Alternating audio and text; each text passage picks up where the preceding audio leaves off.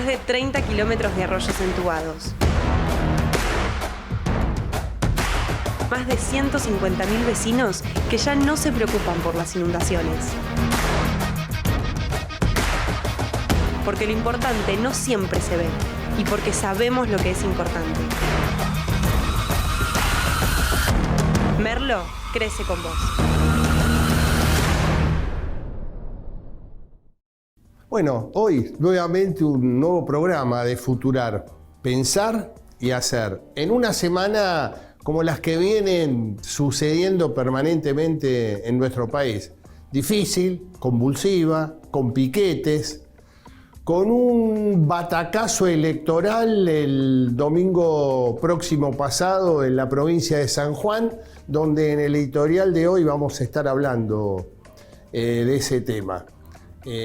Donde fundamentalmente vamos a trabajar en esto que venimos planteando desde hace muchas ediciones, ya desde el año pasado en Futurar, la disociación que se está viviendo entre la sociedad y la dirigencia política. Ese va a ser el tema editorial. También quiero mencionar que el próximo domingo, 9 de julio, Argentina da un paso importante en materia energética, inaugura el primer tramo del gasoducto Néstor Kirchner, que creo que llega hasta la ciudad de Salliqueló. Me parece que es un tema muy importante para todos los argentinos, porque eso significa también muchos ahorros de divisas en materia energética. Así que es un tema, para festejar. Vamos a tener a un invitado para mí muy importante, que es el presidente de la Asociación de Estudios Populares, el licenciado Oscar Ensic, rosarino él, donde vamos a estar hablando un poco de calidad institucional, cómo ve el país a futuro, cómo ve hoy todo el sistema electoral argentino.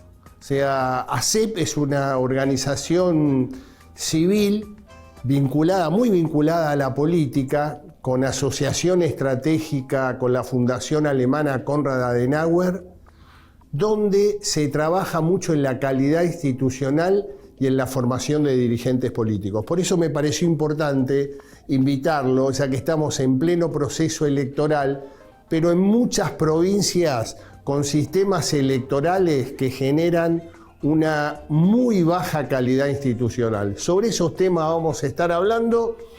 Hoy nuevamente solo, sin la coequiper, que por razones profesionales no se encuentra en el piso. Pero bueno, empezamos el programa, hacemos la primera barrida y seguimos en Futurar. Pensar y hacer.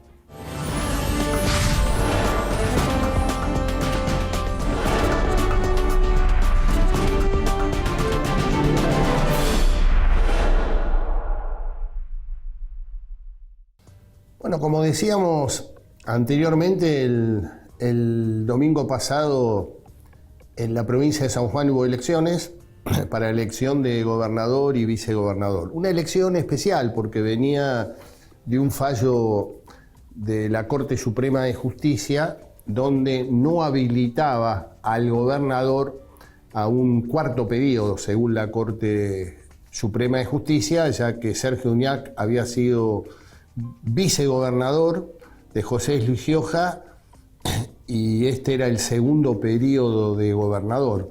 La Constitución provincial establece 3 periodos, Sergio Uñac iba por el cuarto periodo. Y se da una circunstancia muy interesante, primero porque se produjo un batacazo, donde Juntos por el Cambio ganó esa elección con más del 50% de los votos. El gobernador electo es Marcelo Orrego, actual diputado nacional y ex intendente de la ciudad de Santa Lucía, una de las ciudades que es lo que se denomina el Gran San Juan, y en la cual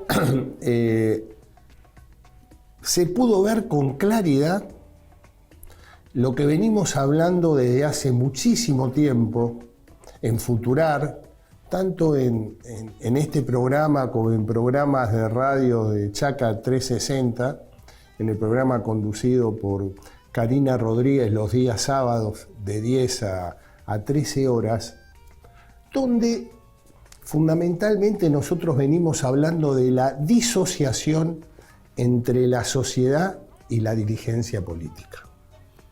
Y creo que se vio con total exactitud lo que pasó el domingo en San Juan. Una subestimación muy fuerte por parte de Sergio Uñac hacia la sociedad sanjuanina, en el cual él armó una lista al ser inhabilitado por la Corte Suprema de Justicia y puso a su hermano como una especie de dinastía, que el apellido Uñac era mucho más importante que la provincia de San Juan y que su sociedad. Se veía la foto del candidato a gobernador Rubén Uñac, actualmente senador nacional, la foto del vicegobernador Claudio Andino, actualmente intendente de la ciudad de San Martín, y arriba, como si fuera el Espíritu Santo, ¿vio?, la cara de Sergio Uñac, actual gobernador, pensando que eso automáticamente le daría el triunfo.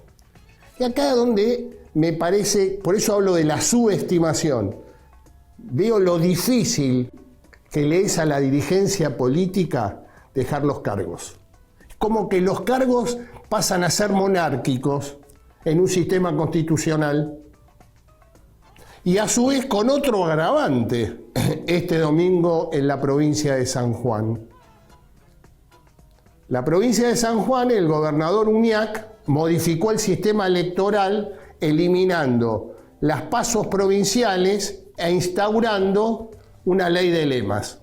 Había dos sublemas, uno encabezado por Rubén Uñac y Claudio Andino, bajo la mirada atenta y el liderazgo de Sergio Uñac, y el otro sublema estaba encabezado por el exgobernador y actual diputado José Luis Gioja y el actual intendente de Chimbas. Chimbas es una localidad muy popular, muy similar a lo que sería ver La Matanza en la provincia de Buenos Aires.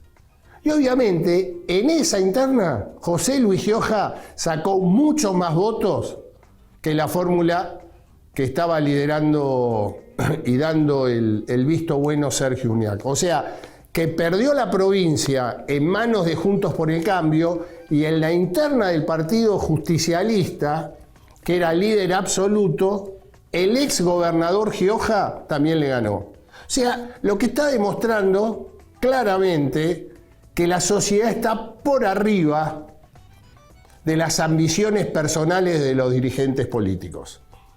Y les diría que sigan con mucha atención la ciudad de San Isidro, provincia de Buenos Aires.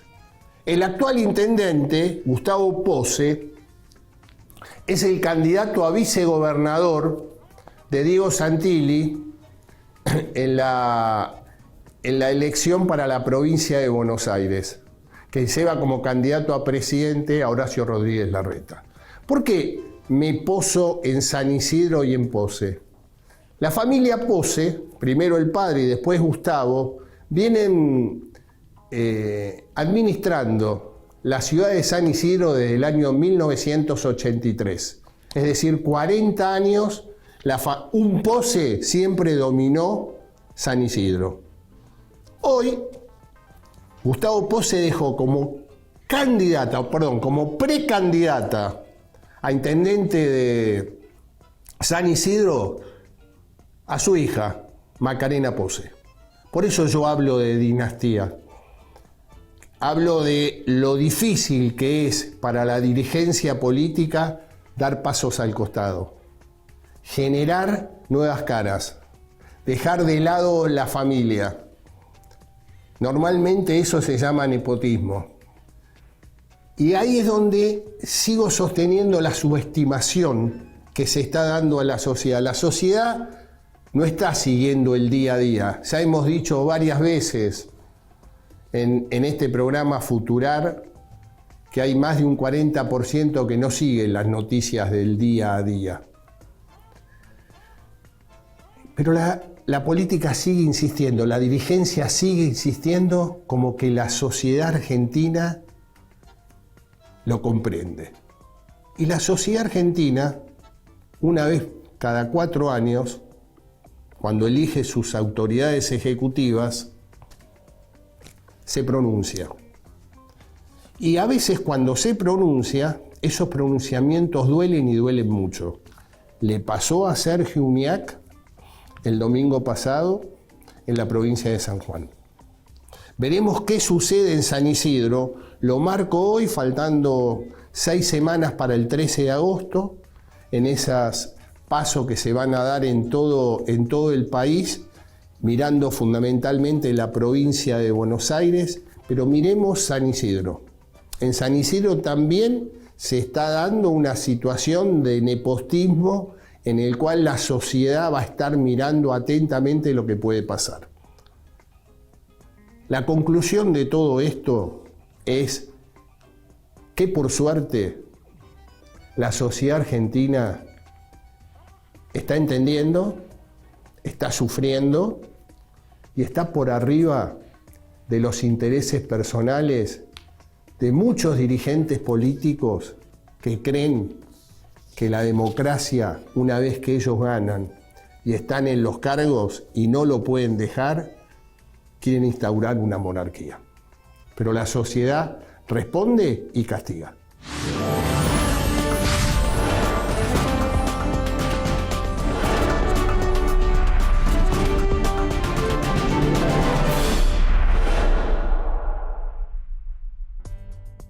Bueno, ahora vamos a presentar 2 placas de la Bolsa de Comercio de Rosario, en el cual el eje central son los costos de siembra, que fueron los más altos desde el año 2017 a la fecha. Creo que son 2 placas muy interesantes que están marcando el termómetro del campo argentino. En la reciente campaña agrícola 2022-2023, los productores de grano se enfrentaron a uno de los mayores desafíos financieros de los últimos años. Los costos asociados a la siembra y producción alcanzaron niveles récord desde el año 2017, generando preocupación en el sector agrícola. La combinación de altos precios de los insumos y el impacto negativo del fenómeno climático conocido como La Niña resultó en un escenario complicado para los productores, quienes necesitaron una inversión significativa para afrontar la campaña. Según estimaciones de la Bolsa de Comercio de Rosario, los costos totales de siembra, pulverización e insumos habrían ascendido aproximadamente a los 16.456 millones de dólares, marcando un incremento del 23% en comparación con la campaña anterior y un aumento del 47% en relación al promedio de los últimos 5 ciclos agrícolas. Estos números reflejan la magnitud de los desafíos financieros a los que se enfrentaron los productores durante la campaña. Uno de los factores determinantes en el aumento de los costos fue el precio de los insumos agrícolas, el cual está estrechamente ligado al precio de la energía. Durante el año 2022, el conflicto entre Rusia y Ucrania desencadenó un incremento significativo en el precio del petróleo crudo, alcanzando niveles máximos desde el año 2008. Con respecto a la placa 2, la Bolsa de Comercio de Rosario nos dice que si comparamos estos costos con los promedios de los últimos 5 años, se observa un incremento considerable en todas las categorías. La siembra de cebada cervecera y forrajera experimentó aumentos del 88 y el 82% respectivamente. El girasol tuvo un incremento de 60%, el maíz temprano de 38% y el maíz tardío del 30%. La soja de primero y segundo aumentó un 35% y un 31% respectivamente, mientras que el sorgo incrementó un 63% y el trigo 74%. Es importante destacar que estos cálculos solo consideran los costos directamente relacionados con la producción, como la siembra, la fertilización y la pulverización de los cultivos. No se incluyen otros gastos relevantes, como el arrendamiento de tierra, los costos comerciales, los gastos de cosecha, el transporte, los impuestos y otras variables importantes en la ecuación financiera de los productores. Como vemos, Argentina sigue sin políticas claras con respecto al campo y a la agroindustria. O sea, los números son contundentes, digamos, la importancia que tiene el campo y el esfuerzo permanente de los productores. Yo creo que es hora, y en este año de elecciones, fundamentalmente en las coaliciones más importantes, que es la Unión por la Patria y Juntos por el Cambio, tendrían que empezar a pensar claramente en políticas de Estado, pero en especial, digamos, en un grado de que estén con gran cantidad de consensos, que se puedan elaborar consensos. ¿Por qué? Y porque esto es fundamental, porque el campo argentino sigue siendo el principal proveedor de dólares. En la medida que sigan este tipo de discusiones, el esfuerzo del productor, del chacarero, del hombre de campo, va a seguir en soledad, cada vez más alejados de las necesidades del país, y creo que es el gran esfuerzo que la dirigencia política argentina tiene que estar dándole a toda la sociedad argentina, porque el campo, vuelvo a repetir, sigue siendo hoy la principal locomotora en producir dólares. Creo que es obligación de la dirigencia política ponerse a la altura de los tiempos y empezar a encontrar soluciones. Y bueno, y ahora, como habíamos prometido, ya está en el estudio el licenciado Oscar Encich, presidente de la Asociación de Estudios Populares, donde vamos a estar hablando, como dije, fundamentalmente de calidad institucional. Este es Oscar Encich. Licenciado en Ciencia Política por la Universidad Nacional de Rosario, tiene un posgrado en Ciencias Sociales en la Facultad Latinoamericana de Ciencias Sociales, en la Flaxo, es Magister Rerum Publicarum de Speyer, Alemania. Lo hizo en calidad de becario de la Fundación Konrad Adenauer. Fue funcionario en diversos cargos del Ejecutivo Nacional y del Ejecutivo de la provincia de Santa Fe, dirigente político del Partido Justicialista y presidente de la Asociación Civil de Estudios Populares.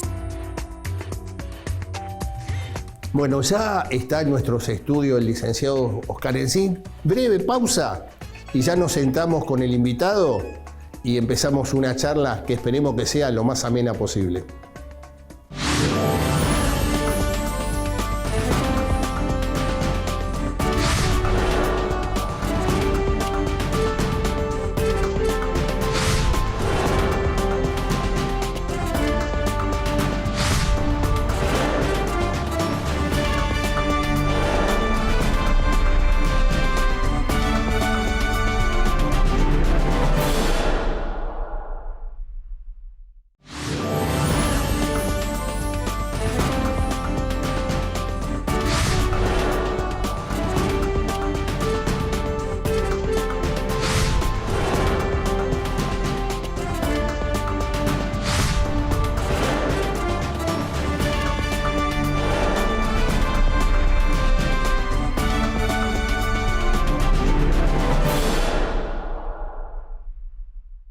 Bueno, lo prometido es deuda. Oscar Encich en el estudio. Gracias, Oscar, por estar con nosotros. Y un poco la idea, bueno, Oscar, ya hice la presentación, le dimos el currículum. Un hombre de la política, un hombre que es presidente de la Asociación de Estudios Populares, trabajando siempre esta organización civil con la Fundación Alemana Konrad Adenauer. Y el eje central es hablar de calidad institucional, dirigencia política, y ahí va la primera pregunta, Oscar. Buenos días y gracias, Carlos. Gracias por la invitación a este interesante programa. No, gracias por estar acá. Oscar es amigo de años, venimos transitando la vida hace mucho tiempo. Así es. Pero, ¿cómo estás viendo hoy el panorama electoral que, bueno, ya está bien desarrollado en la Argentina y a 6 semanas de las PASO, ¿no? Sí, creo que se va clarificando una situación de todos modos en lo político, en lo social y en lo económico complicada. Un país complicado, en nuestro caso desde ACEP y la Fundación Konrad Adenauer nos toca viajar por todo el país, por lo tanto creo que tenemos una visión federal y de lo que sucede en lo que nos gusta llamar a algunos de nosotros, quizás lamentablemente, en esta confederación de estados provinciales más que en un Estado nacional. Al decir una confederación de estados provinciales, doy el ejemplo, antes cuántas provincias separaban las nacionales provinciales de los nacionales, seguramente algunas por mandato constitucional, Mendoza, Santa Fe, que se lo exige constituciones de que tienen algunos años, 62, 63, 61 en el caso de Santa Fe y Mendoza, y el resto ahora lo fueron haciendo por una cuestión claramente política, social y económica, de separarse de lo nacional con lo que eso significa. Sí, creo que en este proceso electoral se vio claramente, pero también estuviste en estos últimos 20 días transitando esta confederación de provincias y fundamentalmente estuviste en 2 que de alguna manera marcaron un escenario mediático fuerte, que fueron Tucumán y San Juan, debido al fallo de la Corte donde inhabilitó al que era hasta ese entonces candidato a vicegobernador, Juan Mansur, y al que era candidato a gobernador, el actual gobernador Sergio Uñac. ¿Cómo viste, digamos, esas 2 provincias con todo lo que se dijo por el fallo de la Corte? Creo que en 40 años de democracia deberíamos estar obviamente celebrando estos 40 años de democracia y sin embargo lo que vemos gradualmente es una desilusión de lo que suponíamos que en 40 años de democracia del 83 íbamos a tener. Con 40 años suponíamos un desarrollo político, social, económico a un nivel de, vamos a llamarlo, del supuesto primer mundo. Y vemos que lamentablemente cada vez son más los niveles sociales, digamos, en niveles de menores recursos, a nivel de educación, a nivel de cultura, a nivel de gradación en muchos casos en las universidades, tanto públicas como privadas, muchísimos casos que uno le da un texto para interpretar, para leer, y uno realmente ve las dificultades que tienen para supuestamente un sencillo texto de una caricia. Lo cual creo que, bueno, la supuesta dirigencia política, social y también a la económica, porque creo que acá en Argentina tenemos un problema, que hay una dirigencia económica poderosa que lamentablemente no se compromete o se compromete muy en el último tramo de las elecciones cuando ve un supuesto ganador y obviamente quiere quedar bien para luego tener supuestos favores de ese gobierno, sea municipal, provincial o nacional. Y en el caso nuestro, que trabajamos además en la capacitación y la formación política, ahí vemos dos niveles. Uno, que nos interesa que el ciudadano pase a participar. Cuanto más ciudadanos participen, consideramos que mejoraríamos la calidad de la democracia. Y segundo, lo que observamos, que hay un Estado con una sociedad tan compleja, tan compleja, que antiguamente me refiero 10, 15, 20, 30 años atrás, quizás un ciudadano honesto, con ganas, con buena voluntad, estaba capacitado para conducir un municipio, una provincia, y hoy vemos que no alcanza. Está la complejidad y los problemas sociales que tienen, y más desde los municipios, que realmente por eso que vemos también rotundos fracasos en gestiones municipales, porque no alcanza la cantidad de horas o la buena voluntad. Hay una complejidad y una demanda social que realmente se está haciendo muy difícil gestionar en algunos casos. No, y obviamente esto pasa. Mirá, días pasados leía un informe del Observatorio Social de la UCA, de la Universidad Católica Argentina, donde decía que casi el 20%, 19.9% de trabajadores formalizados viven en hogares pobres. El 38,4% de trabajadores no formalizados viven en hogares pobres. Y el 30% de jefes de familia que generan el sustento son pobres. O sea, esto que estás planteando es una realidad en el cual a la dirigencia en general, pues no es solamente la política, como bien marcaste bien el empresarial, el sindical, no le estamos encontrando la vuelta. Y además lo que estamos observando en muchos casos en algunas provincias, una dirigencia diría que entre 18 y 25, 26 años, que por algunos movimientos sociales o algunos sectores de la política han tenido algún nivel mínimo, pero muy mínimo, de formación política. Y hace poco en uno de los eventos importantes nuestros de ACEP y la Fundación Konrad Adenauer, una chica muy joven, yo creo que no tenía más de 20, 21 años, me dice, no, porque Oscar, vos tenés que ver cómo Argentina es un modelo. Argentina es un modelo político, social y económico que realmente de distintas partes del mundo están intentando seguirlo. Yo realmente me dejó sin palabras cuando uno ve los serios problemas estructurales de las últimas largas gestiones. Esto no es de una gestión, largas gestiones, pero me sorprendía una vez en gente de edad el disconformismo lógico que tiene. Pero de alguien tan joven que crea que hoy Argentina es un modelo político, social, económico, cuando en el resto del mundo realmente no tenemos la importancia que nosotros obviamente quisiéramos tener. Entonces, bueno, creo que realmente tenemos que trabajar mucho para trabajar en ese diálogo y consenso, que es lo que ha faltado en la Argentina en estos últimos 40 años, que se traduce en la no políticas públicas, en la no continuidad de políticas públicas. Cada uno que llega dice tal cosa, lo anterior está todo mal, yo lo voy a hacer de vuelta, y nunca generamos realmente una política pública cuando unas políticas públicas son de años, 10, 15, 20, 30 años. Sí, que creo que eso, viendo con países de la región, las diferencias se notan. Y no es casual. Pues es que yo venía planteando, después de los dichos de la vicepresidenta de la República, que esta era una elección de 3/3, y yo en su momento planteaba que era una elección de 4/4. Sí. Sí, porque en ese momento la abstención o la no concurrencia era importante. Hoy yo te diría que pasó a ser el protagonista central de esta elección, digamos, ante una merma clara de lo que está pasando en La Libertad Avanza, que después lo quiero charlar un poco contigo, el tema Milei, pero la no concurrencia, excepto de Tucumán y Formosa, yo te diría que pasó a ser hoy un protagonista importante en este proceso electoral, ¿no? Absolutamente. Me parece que, siempre decimos que ese centro de indecisos políticos es el que termina de definir cualquier tipo de elección. Es lo que me llama la atención, que vemos que la mayoría de los candidatos como que le hablan al electorado que ya tienen.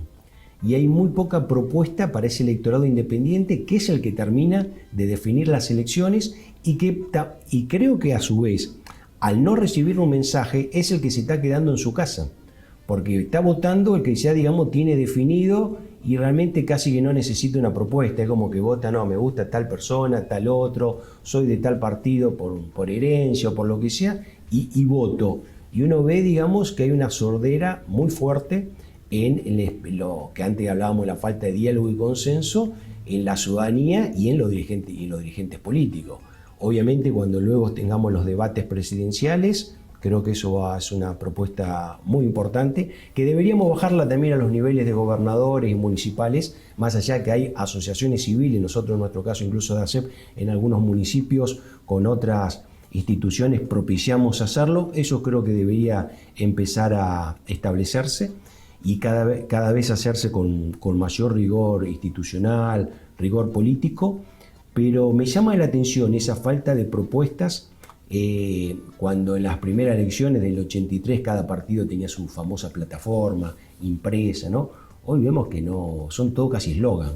Un eslogan, un cartel por los medios de comunicación, y la verdad que de propuestas serias no hay ninguna, son un pequeño eslogan. También es cierto que en los medios de comunicación es escaso el tiempo que se le da, pero hay otros medios para luego desarrollar una propuesta política. Sí, sí, yo igual creo que el tema también de las redes sociales jugaron un aquí ahora permanente, ¿no? Y donde el tema redes, la imagen pasó a ser hoy, digamos, el eje central, ¿no? Ayer me sorprendí un candidato en una próxima elección en una provincia que también está tirando su propuesta en esta red Tinder. Esa no la conozco. Claro, en Tinder, pues entonces que lo conozcan, joven, etcétera, y ahí desde ahí tira su, Facebook obviamente, Instagram, Twitter desde ya, TikTok, y ahora Tinder. Ahora la propuesta la tira desde Tinder para cierto target, va ahí. Bueno, realmente lo felicito por innovador, pero me llamó la atención. Claro, llama mucho la atención. Y vos fíjate qué interesante lo que planteas con respecto a los municipios y la posibilidad de debates. Porque en definitiva, el municipio pasó a tener un rol hoy central, porque ya no es alumbrado, barrido y limpieza, digamos, es un nivel de esa primera acercamiento, ¿no? con la sociedad, con la gente, y me parece que a veces el rol del municipio está como dejado de lado, ¿no? Sí, no devaluado, pero cercano, y hoy es fundamental lo que vos muy bien dices. Es enorme, salvo relaciones internacionales, por llamar del modo, que aún incluso hoy tienen relaciones internacionales, mercociudades, por decir algo, muchísimas relaciones, intercambio con ciudades hermanas, ciudades que las relaciones que tienen internacionales son fabulosas, por cierto, pero la complejidad, hoy en el municipio es un pequeño, y no tan pequeño, Estado nacional, reducido a cierto ámbito de kilómetros cuadrados, pero con una complejidad que es enorme. Por eso conducir el municipio de hoy no alcanza el que anteriormente un buen vecino, digamos, era conocido en el barrio y era electo. Hoy vemos que en algunos casos sucede y los fracasos son tremendos. No, y se ve, y con ese tema yo digo que las improvisaciones se pagan.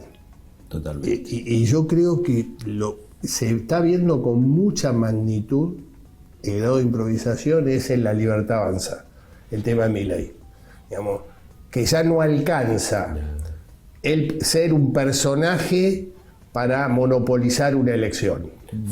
Falta de equipos, no hay ningún dirigente importante como que haya mostrado alguna gestión nacional, provincial, municipal o muy escaso. Y eso, creo que en este tramo de la campaña, con los cierres de lista y las complejidades que tiene, y los egos personales, y al no tener una conducción política clara, eso, realmente, ningún cierre, está claro, ningún cierre en ningún partido, frente electoral es sencillo, y más en uno en el cual no tenía una conducción política clara y un equipo para realmente hacer coincidir todos esos intereses y los egos personales que realmente en nuestra Argentina son importantes. Sí, pero para mí lo más grave que pasó es que quedó sobre superficie una ecuación económica. Sí. O sea, en ese cierre lo que empezó a emanar desde abajo hacia arriba es que muchos que quisieron ser candidatos denuncian que le pidieron plata. Sí. Acá entiendo también, por ejemplo, donde estamos en el partido de Vicente López, entiendo que ayer uno de los candidatos de ese frente electoral acaba de renunciar, que yo lo he visto, incluso por Avenida Maipú, haciendo campaña, etcétera, acaba de renunciar por motivos de los cuales estás mencionando. Sí, o sea, digamos que lo que era lo novedoso en la figura de... Es el problema. Yo creo que ahí radica para la ciudadanía, ahí radica, digamos, cuando comencé, mencionaba el tema desilusión. Entonces, en algo nuevo, que supuestamente viene con un ímpetu de renovación, y vemos ya esos vicios de base, es decir, que no hay ningún tipo de renovación, es más de lo mismo, y nuevamente lo que podía ser una ilusión ya realmente fue efímera y pasó a ser desilusión en segundos. Sí, creo que es así. Hacemos una pausa y después sí te voy a preguntar algo que es tu provincia, que es Santa Fe y fundamentalmente Rosario. Pausa.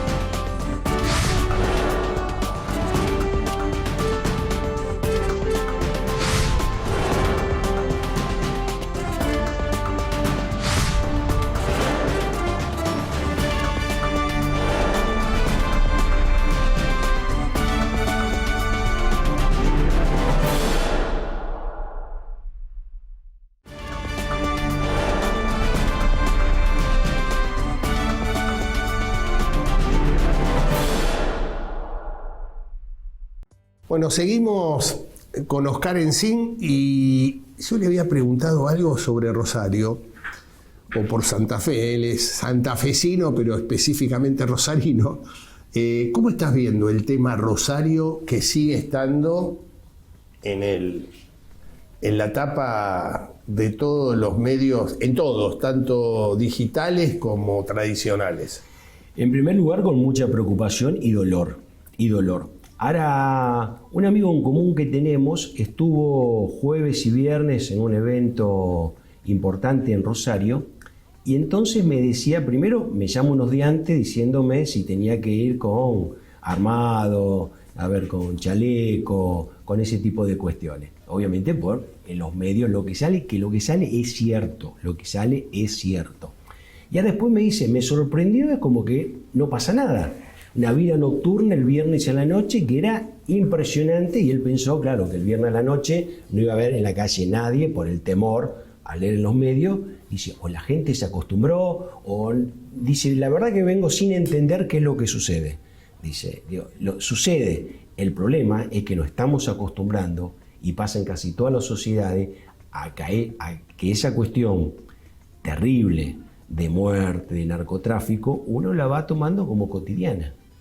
Yo tengo uno de mis hermanos, vive cerca del Politécnico, que en estos días los mismos alumnos estaban haciendo algunas manifestaciones por la cantidad de robos en la zona. Estoy hablando de 15 cuadras del centro. Se ha tenido que mudar, por ejemplo, más a una zona más céntrica todavía, y así sucesivamente. Se ha ido reduciendo el que tiene ciertas posibilidades, por cierto, otro no la tiene, cada vez, digamos, a un centro más centro, que supuestamente donde se brinda seguridad.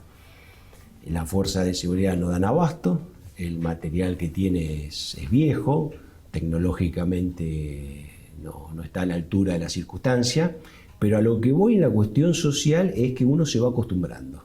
Se va acostumbrando que 1 o 2 muertos por día, 3, ya como que es, y no puede ser lógico que nos acostumbremos a que abramos un medio de comunicación y nos encontremos con heridos, escuelas baleadas, comisarías baleadas, fiscalías baleadas. Ese es lo que realmente, desilusión, y nos estamos acostumbrando a lo supuestamente no normal. Debemos hacer algo, despertarnos, que eso no es normal, y debemos rápidamente intentar, obviamente, corregirlo y volver a esa Rosario productiva que teníamos, que siempre se caracterizó por puerto, la agricultura, la ganadería, por ser una zona netamente industrial. Sí, y llama la atención ahí, hay un temita que creo que lo planteaste en el bloque anterior, que tiene que ver con políticas de Estado, hablaste de consenso también. Y yo creo que lo que se dio mucho y se ve en Santa Fe es el drama político argentino de lo que cuesta dialogar y lo que cuesta poder instaurar política de Estado. Lo estamos viendo en la campaña mismo en Juntos por el Cambio, que tienen muy buenas posibilidades de ser gobierno en la provincia de Santa Fe. Vos ves las diferencias entre los dos precandidatos y realmente parecen de partidos totalmente diferentes y están en el mismo espacio, ¿no? Sí, es altamente preocupante, realmente es preocupante. Y el caso de una de las candidatas, de las precandidatas, tema de que no viva en la provincia, a mí me cuesta realmente aceptarlo. Uno cuando vive en la ciudad, en el barrio, hay cuestiones que no necesita de los medios de comunicación para enterarse. es llevar los chicos al colegio, ir al club, el vecino, la familia que dice. Ese tipo de cuestiones a mí me cuesta. Preferiría realmente que uno vote, sea candidato en el lugar donde vive. Yo creo que uno tiene una percepción distinta con los problemas cotidianos en el lugar donde uno vive. Eso a mí realmente me hace ruido. No estoy cuestionando su honestidad, sus ganas de trabajar, su capacidad, no lo estoy cuestionando, pero preferiría que en términos electorales seamos más estrictos.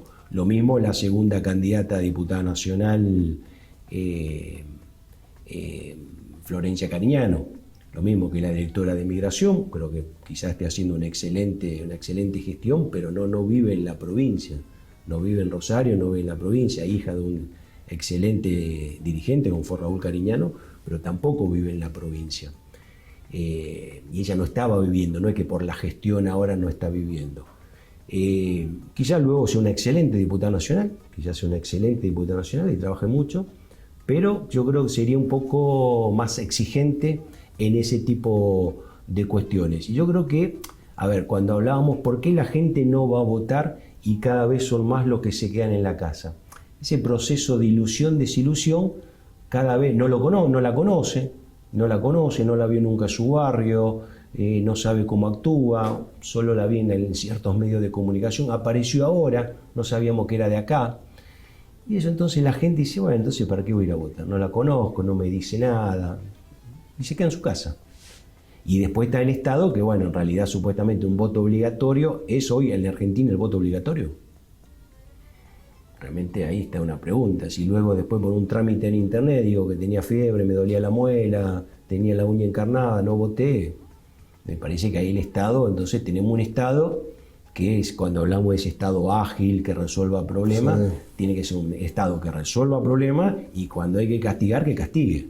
O si tenemos presos que de la cárcel, como pasa en el tema de muchos famosos presos que están en distintas cárceles en distintas partes del país y desde ahí siguen manejando los destinos de Rosario, entonces porque el Estado no está ejerciendo la voluntad de lo que significa estar preso de la libertad.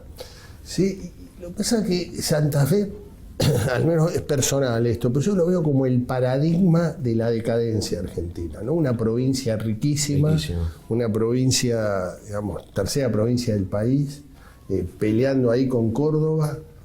Y sin embargo, vos ves como una dirigencia política que no se pudo juntar, no pudo hablar, no pudo encontrar caminos. Y con la ventaja que tiene, que hoy creo que es una ventaja que no tiene reelección. Lo cual entonces permite, digamos, cada uno 4 años un mandato y a la casa. Sí fue lo de Reutemann Ovalle y luego cada uno volvió, pero tuvo que esperar 4 años. En el caso de los 12 años del socialismo lo mismo, fue primero Wiener, después fue Bonfatti y luego Lifchi, ahora Omar Perotti, seguramente va a haber un cambio de gestión. Creo que eso es altamente positivo. Esto de las reelecciones indefinidas me parece que no está funcionando. Ahora, estamos en un año electoral y nacional. ¿Alguno de los candidatos está hablando de este tipo de propuestas? Reformas electorales, de esa desilusión de la gente que vuelva a ilusionarse. Y es lo que pasa en los mandatos y no vemos que cosas importantes. Parece que siempre hay la coyuntura. Y cada 4 años tenemos que establecer reglas importantes y hablar de diálogo y consenso en los principales candidatos a la presidencia de la nación. Más allá que además tengo una queja, digamos, desde el interior del federalismo, que son todo el AMBA. Cuando la mirada, no digo que sea buena ni mala, pero es distinta a la mirada que se tiene en el interior profundo del país, que con más desarrollo, más producción, que una mirada del AMBA. Pero bueno, es lo que hay y es con lo que tenemos que trabajar. Sí, y yo creo que ahí es preocupante. Mira, estos días leía un reportaje que le hacían a Eduardo Urnequian, al empresario, donde él planteaba lo difícil que se hace en la Argentina, ya que los dirigentes políticos les cuesta dejar el cargo. Es como que se apoltronan y van modificando. Bueno, el caso de San Juan eliminó las internas abiertas y simultáneas provinciales sobre fines de diciembre, previo a unos días antes de Navidad, instauró la ley de lemas, el sistema electoral armado en Tucumán, en Formosa, en Corrientes, con esas colectoras. Me contaba una candidata a intendente en Formosa que dice, yo iba con 3 colectoras y el peronismo llevaba 78 colectoras para el mismo cargo que era intendente de la ciudad capital. Digo, toda esta situación en el cual creo que de alguna manera lo que dice Urnequian es verdad, está todo armado para quedarse, ¿no? Absolutamente, absolutamente. Y vemos una pasividad en la ciudadanía que esa pasividad la demuestra en no ir a votar. Ahí es, digamos, como que el efecto de bronca es ahí. No voy, no voto. ¿Alcanza? Yo realmente quisiera una ciudadanía con más participación. Más activa. Y más activa. Intentamos eso, ahora eso hay que hablarlo, hay que explicarlo, hay que formarlo, que hoy no alcanza. Con quedarnos en nuestra casa y no me interesa, no logramos nada, al contrario. Perpetúa este sistema electoral que realmente en 40 años de democracia no hemos solucionado absolutamente nada. Sí, y fíjate, y esto se lo digo a la audiencia, desde hace más de 20 años estás trabajando mucho en mejora del sistema institucional, mejora de mayor democracia, pero creo que en los últimos tiempos la propia dirigencia es como... Yo mira, el ejemplo más claro que vi en estos días es el de San Isidro. Vos hablás de 40 años ininterrumpido de democracia. El municipio de San Isidro estuvo manejado por un solo apellido, que es Pose. Hoy Gustavo, el hijo de Melchor Pose, el histórico, va de candidato a vicepresidente. Y como precandidata a intendente va su hija, una chica de 28 años que empezó la vida política hace 2 años como concejal. Es como que les cuesta mucho... Tremendo. Plantear que el Estado no soy yo, ¿no? Intendentes en licencia y ponen a la hermana, a la sobrina, a la hija. Es terrible. Ahora, gran parte de la ciudadanía lo acepta. Eso es lo llamativo. En otros estados realmente la ciudadanía es mucho más exigente con la dirigencia política. Acá tengo una ciudadanía en parte desentendida de cuestiones públicas que después se queja, nos quejamos, con razón, pero no damos un paso más.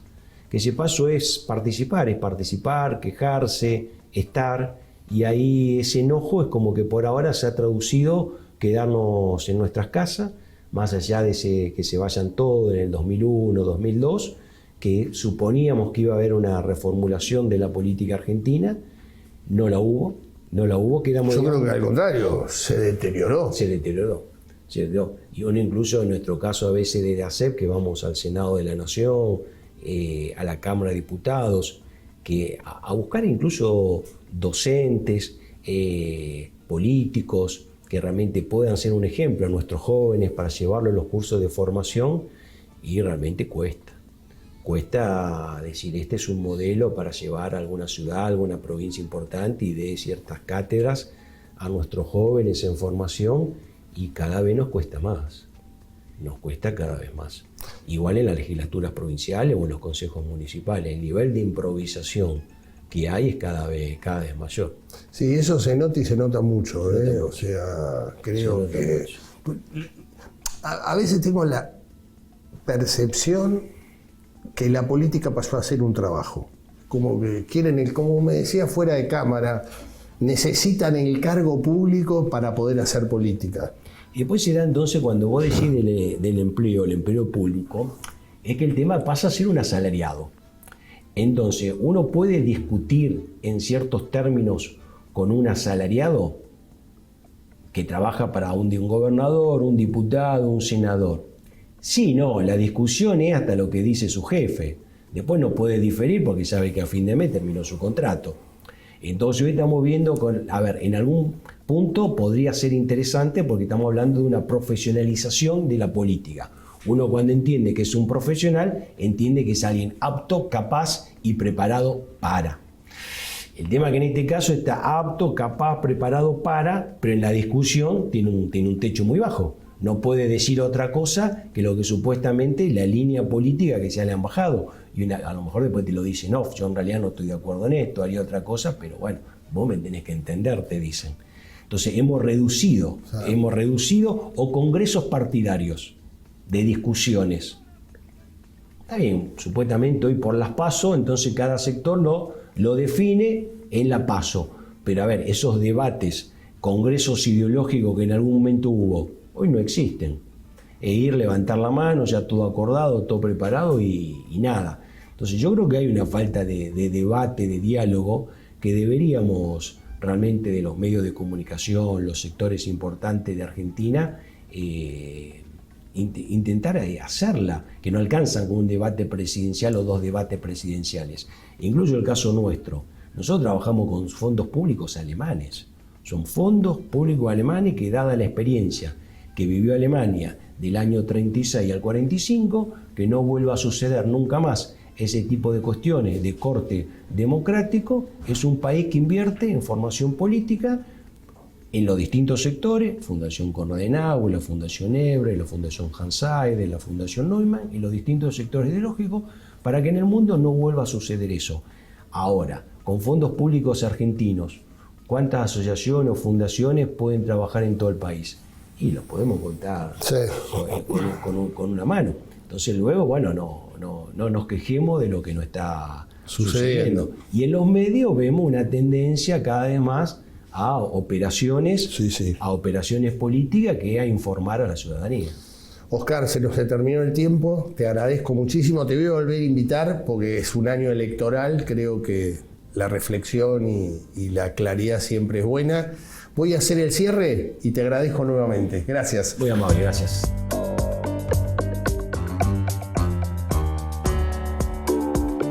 Y ahora, el dato futurar.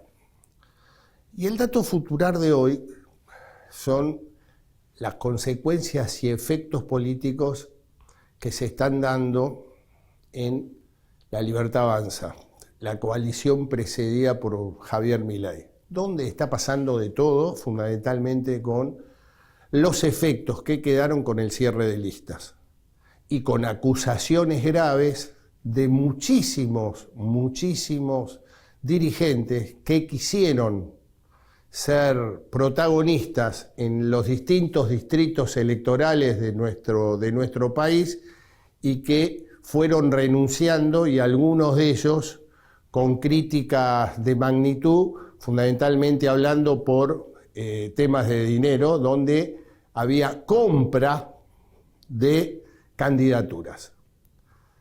Lo dijimos en varias oportunidades. Una construcción para presidente de la República es lo más profesional posible y tener un desarrollo territorial muy importante. No alcanza solamente con la creación de un personaje y que pueda empatizar con las broncas o con las necesidades que muchos sectores de la sociedad argentina están viviendo.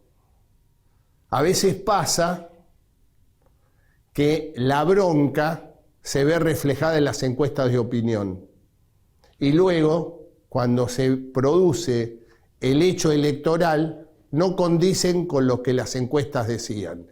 Y esto es lo que de alguna manera le está pasando a Javier Milei.